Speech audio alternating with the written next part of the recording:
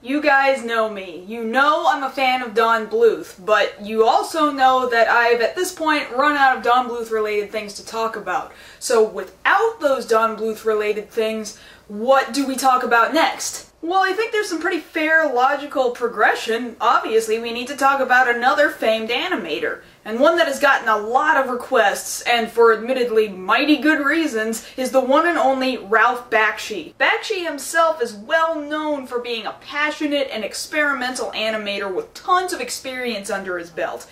In many ways, though, he's quite dissimilar to Don Bluth, especially as far as personal character traits and storytelling is concerned.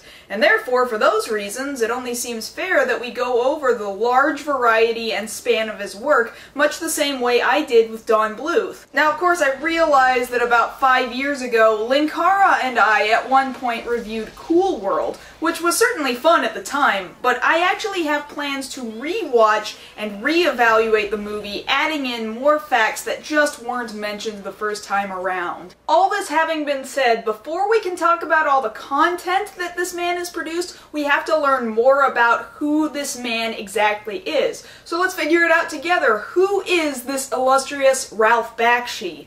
Ralph Bakshi is an animator, an eccentric cartoonist, and a network programmer. As far as everyone's saying it's great, I'm glad because I paid enough people to say that. Ralph was born in the British Mandate of Palestine in 1938, which was before the country became part of Israel in 1948. But before the change from Palestine to Israel, Bakshi's family took off to New York to escape the effects of war.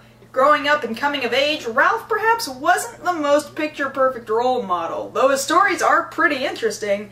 He wasn't a very well-schooled kid. That is, he doodled a whole bunch after stealing a book on cartooning. He also took up boxing. Nothing about his lifestyle up until that point was particularly one to be mimicked. I mean, this guy was your textbook case of high school troublemaker. Smoking in school, causing food fights, talking back to superiors, womanizing. The dude ran the whole gambit. But it was obvious the man was passionate about art and animation, graduating with a cartooning award. At the age of 18 was where his career really got started, as he was employed with Terrytoons, polishing cells. Anyone who knows anything about classic animation knows that this is definitely not the most glamorous job in the world, and yet Ralph would commute 4 hours every day just to do this job. Even then, it took some sly work to become an animator. The position change of cell polisher to cell painter wasn't enough, so Bakshi slowly started slipping in his own cell drawings before it finally got noticed a few days later. Obviously, Ralph was going to be an animator no matter what it took. The stories of his personal and professional career struggles were numerous, but during the 1960s, Bakshi eventually found himself working his way up the ladder at Terrytoons. So, let's talk about some of these series he had a hand in creating. First was James Hound, airing in 1957, a cartoon about an American dog named James Hound who works spy missions very much like James Bond. James Hound utilized incredibly limited animation. The series relied heavily on sight gags and puns. These days it's a little hard to stomach, but it's an interesting piece of animation history. Very good, Hound. You remembered to open my door.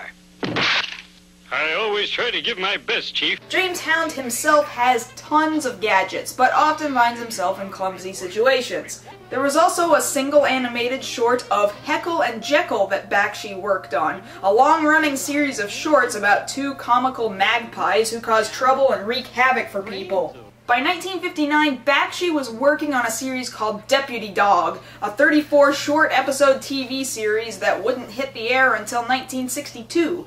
The series, of course, featured the titular character Deputy Dog, who is an incompetent deputy looking to solve crimes amongst a bunch of other wild animals. Just a doggone minute!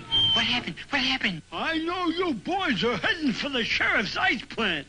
I'm telling you right now, you're not getting any of the sheriff's ice. Then there was the character Foofle, a character that had a few theatrical animated shorts, who's just about the most depressing character you've ever seen next to Charlie Brown. I mean, there's just nothing that goes his way.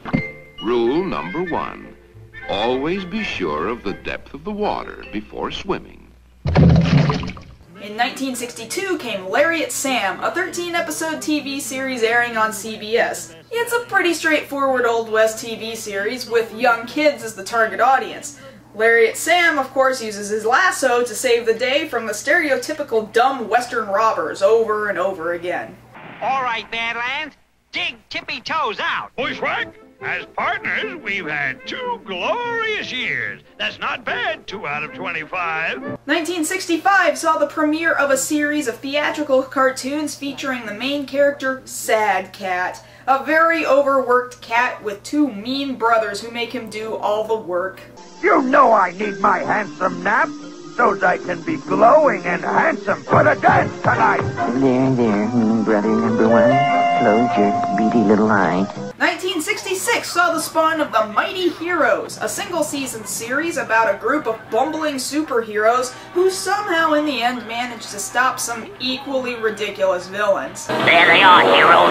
Get 'em. What might be the most interesting out of any of the TV cartoons, however, comes from a time shortly after Bakshi left Terrytoons. Seasons 2 and 3 of the 1967 Spider-Man animated series were actually directed by Bakshi himself. What's come over me? Am I going mad? I'm scaling this wall just as easily as I can walk. This is a series that, quite frankly, needs a lot more attention than we can really give it here in a series about Ralph Bakshi. But with the way the internet clamors over this series as a source of meme material, it definitely seemed like something you guys should know about. The work on the Spider-Man animated series was some of the first animation created directly under Bakshi Productions, and for a good long while the studio was mostly producing animation that was for TV stations. But the animation style, by Bakshi's own admission, wasn't really up to snuff, and it most certainly wasn't the content he really wanted to be creating for himself. All of this initial history and background animation is what I wanted you guys to really know about here in this first video, because after this we're going to start diving right into the meat of his content. After struggling with personal and professional hardships and pounding out other people's work, it was finally time for Ralph to show off what he could really do when left up to his own devices. And that's exactly where the next video is going to pick up, so join us next time when we discuss a very controversial yet very important piece of animation history, Fritz the Cat. Be seeing you then.